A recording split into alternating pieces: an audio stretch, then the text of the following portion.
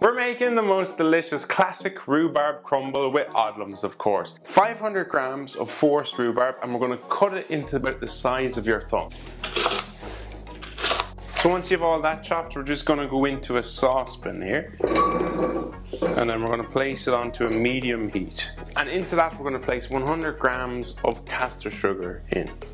So just cover that and allow that to cook away for 10 minutes. It softens, but not fully. You still want some like little chunks in here.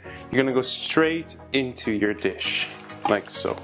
Into a large bowl, we're going to go in with 150 grams of the new Odlums Cream Plain Super Flour. Next to that, we have 50 grams of light brown sugar, which gives a lovely kind of crust on top.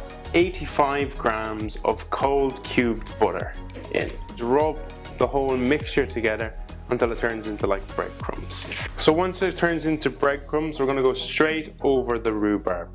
So just sprinkle it over the top, like so. And this will go lovely and crispy.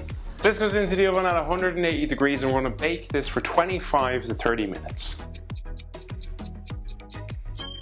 And there you have it, the most delicious traditional rhubarb crumble with Odlums.